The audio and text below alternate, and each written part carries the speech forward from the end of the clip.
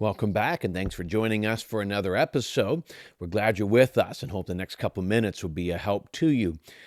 When we're going to continue looking through the story of Gideon. Really, it's at the end of the story of Gideon, but why I say it's the story of Gideon is because what we're going to look at for the next few minutes talks about really some massive chaos that comes as a result of some of Gideon's decisions at the end. We mentioned last time that one of the things that we often see when we study through the Bible, specifically the Old Testament, is we see certain things that it makes it look like God's approving it. So for instance, on the last section, we talked about the fact that Gideon had 70 sons from many wives, as the Bible would say. And so you might assume, okay, God's okay with polygamy in the Old Testament. Well, that wasn't the case. This is just a historical fact. Gideon made a bad decision outside of God's design. And anytime you go outside of God's design, it usually results, pretty much always results in some level of chaos. And that's what we're going to look at today. Gideon made a decision he knew was wrong. Even though the culture said it was okay, he knew it was wrong. And now that he's gone, we're going to see how a decision he made had a long-term effects that affected more than just himself as a result of getting outside of what God has planned, and why we can see that God's design is always the best, no matter what culture says. So we're in Judges chapter 9. Begin reading in verse 1. It says, Now Abimelech, the son of Jerubbaal, went to Shechem to his mother's relatives and said to them and to the whole clan of his mother's family, Say in the ears of all the leaders of Shechem, which is better for you, that all 70 of the sons of Jerubbaal rule over you, or that one rule over you? Remember also that I am your bone and your flesh. Now remember, the account tells us that Gideon, or Jerubbaal, had 70 sons through many wives, and then he had a concubine, or then he had a mistress per se, and the mistress had one child named Abimelech. So while Gideon was his father, the mother came from Shechem, from this area. And so he obviously feeling out. I mean, he obviously would feel outside. He's got all these half-brothers that have all these different mothers, but she wasn't married to him. So there's obviously conflict in all of this. And either way, he goes back to the leaders, and he does something that is often a great way to cause conflict. All right, he goes to them. How's it put? He says here, say in the ears of all the leaders of Shechem. Begin to complain, begin to whine. What he's doing is he's saying, let's gossip, let's complain, let's voice a lot of concern, protest, whatever we want to look. And this situation is make a big deal about the fact that are we going to be ruled by 70 sons of Gideon, or are we going to be ruled by just one? And he goes, please remember, I'm from your background, I'm from your heritage. And really what it comes down to is, he's kind of warning them. You can have all of these people rule over you, or one, and one that has your best interest at heart. You can almost see the movie plot working out. And again, this is a result of Gideon making a decision. So we continue down to verse 3. And his mother's relatives spoke all these words on his behalf in the ears of all the leaders of Shechem, and their ears inclined to follow Abimelech. For they said, He is our brother. And they gave him 70 pieces of silver out of the house of Baal-berith, with which Abimelech hired worthless and reckless fellows who followed him. And he went to his father's house in Ophrah, and killed his brothers, the sons of Jerubbaal, 70 men on one stone. But Jotham, the youngest son of Jerubbaal, was left, for he hid himself. And all the leaders of Shechem came together, and all Beth Millo, and they went and made Abimelech king by the oak of the pillar of Shechem. So he gets the approval of the people. He gets paid, and he goes and buys basically this militia to an extent. He goes and he takes them, and obviously it's enough for them to overpower all of these brothers, and then he kills them all. One commentator said it this way. It's interesting that the Bible says it was on one stone.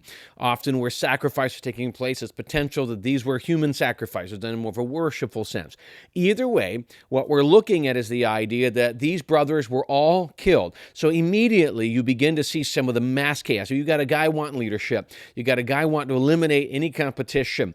And so he goes, and now this mass legacy of Gideon and his 70 sons is all gone. Can you imagine? I mean, just think about the mass chaos for each member of the family and what's going on here. Whatever it was, Abimelech had amassed a lot of power through going to Shechem, going through these people who came and causes chaos. And what's all done, he gets placed, at least by Shechem, gets placed as the king in that position. Not by God's approval, not by any other rule like that, but by the people. And so he himself sees this to be okay. Verse 7, when it was told to Jotham, this was the youngest son who had hid, he went and stood on the top of Mount Gerizim and cried aloud and said to them. Now, we're going to read in a second here a relatively unique illustration of really talking to different trees. And there are some specific points behind it, but it's a definitely unique. Basically, what he's doing is he's, to an extent, pronouncing a curse on the people. He says, listen to me, you leaders of Shechem, that God may listen to you. The trees once went out to anoint a king over them. And they said to the olive tree, reign over us. But the olive tree said to them, shall I leave my abundance with which goods and men are honored and go hold sway over the trees? And the tree said to the fig tree, you come and reign over us. But the fig tree said to them, shall I leave my sweetness and my good fruit and go hold sway over the trees? And the tree said to the vine, you come and reign over us. But the vine said to them, shall I leave my wine and that cheers God and men and go hold sway over the trees? Then all the trees said to the bramble, you come and reign over us. But the bramble said to the trees, if in good faith you are anointing me king over you, then come and take refuge in my shade. But if not, let fire come out of the bramble and devour the cedars of Lebanon. Now, the story, basically, illustration is depicting three more beautiful trees or bushes, and there's a vine branch, to an extent vine, and they were beautiful. They were really more powerful, good options, ruled over others, and they said, no, we have more important things to do. So they go to the bramble. Basically, it's a nasty bush, a thorn bush per se. So what he's basically saying is, you have chosen badly to be a king, and only a fool would place something as poor as this or as bad as this as our leader. So he immediately places it out there, and he goes, listen, that last one is going to say, you got to do everything I want or I'm going to destroy you. So you're placing the heavy-handed, the worst of the worst in places of leadership. Let's continue and see what happens. Now, therefore, if you acted in good faith, he's now given this illustration. He's speaking to the people, kind of to the benefit of doubt, even though it's not true. So if you acted in good faith and integrity when you made Abimelech king, and if you have dealt well with Jeroboam and his house, and have done to him as his deeds deserve, for my father fought for you and risked his life and delivered you from the hand of Midian, and you have risen up against my father's house this day and have killed his sons, 70 men on one stone, and have made Abimelech, the sons of his female servant, king over the leaders of Shechem, because he is your relative.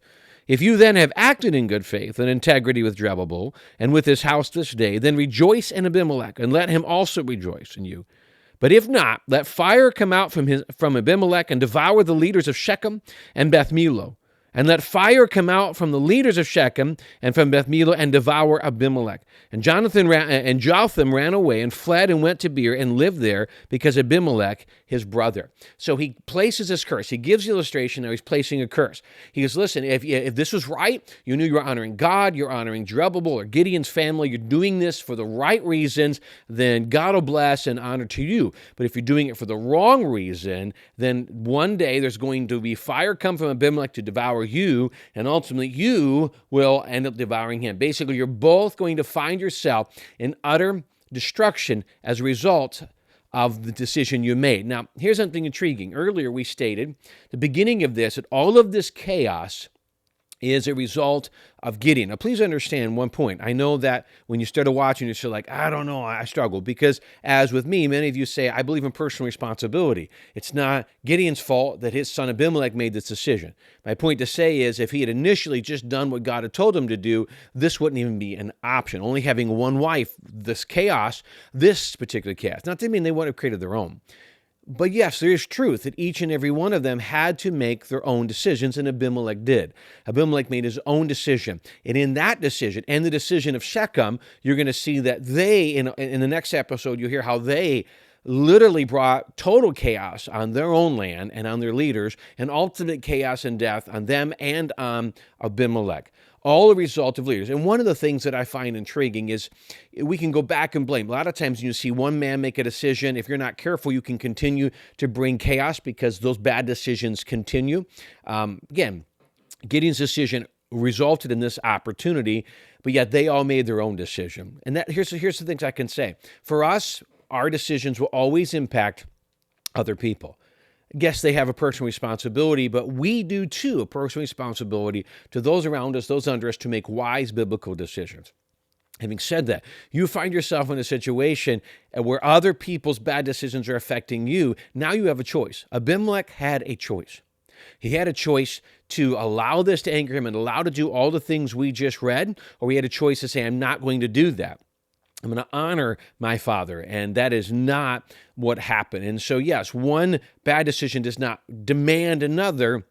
He made his own, but you can see this. And it's just, if we're wise at first, it limits some of the chaos. Now, having said all of that, one of the things you will see I love the most about when you're reading through the Old Testament, New Testament, all of it, you will see the grace of God through all of this. We look back at Gideon, and yes, he made a bad decision to see all this, but we still see Gideon in the greatness he did. I'm so glad that even though we are all sinners, we all make bad decisions, and none of us are ever going to come to the end perfect. I'm glad that in that, God still shows grace, shows mercy, and is long-suffering to us. And I hope that we would strive to show that same thing to others and live in hope. That when we do make a bad decision, it doesn't have to end. It doesn't have to be what we consider to be the final aspect of our life. We can move on from that and see God's grace to revive us, to bring us back to where we can still be used greatly of Him. Well, I greatly appreciate the wonderful privilege you've given to me to be part of your day. I hope it's a help. Hope you stick with us as we will look at how this curse works itself out in the next episode. Again, appreciate the time you've given me today. Hope you join us again tomorrow.